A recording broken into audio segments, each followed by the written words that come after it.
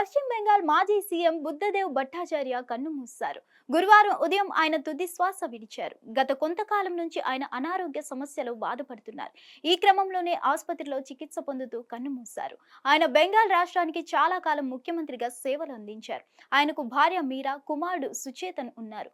ప్రస్తుతం ఆయన వయసు 80 ఏళ్లు. కొంతకాలంగా ఆయన అనారోగ్య సమస్యలతో బాధపడుతున్నారు. ముఖ్యంగా శ్వాసకోశ సంబంధిత సమస్యతో బాధపడుతున్నారు. ఆయన ఆసుపత్రిలో చికిత్స పొందుతున్నారు. గతేడాది అతనికి న్యూమోనియా సోకడంతో లైఫ్ సపోర్ట్ పెట్టాల్సి వచ్చింది. ఆ సమయంలో కాస్త కోలుకొని తిరిగి ఇంటికి చేరుకున్నారు. అయితే ఇటీవలే మళ్ళీ అనారోగ్యం సమస్య రావడంతో చికిత్స పొందుతున్నారు.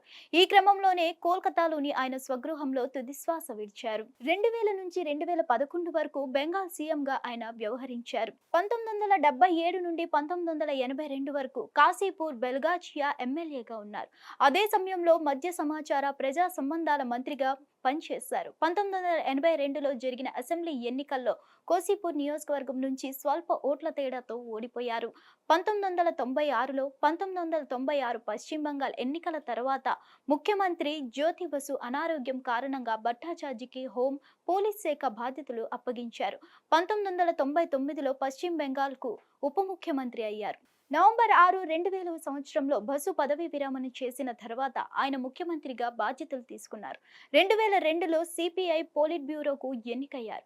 2011 వరకు సీఎం హోదాలో కొనసాగారు. మరిన్ని అప్డేట్స్ కోసం stay tune to hit TV. Hit TV app ని డౌన్లోడ్ చేసుకోండి. ఇందులో short news, live news, entertainment movies అన్ని అవైలబుల్ గా ఉన్నాయి. Please download Hit TV app. Hit TV app. Hit TV యాప్ని ఫ్రీగా డౌన్లోడ్ చేసుకోండి.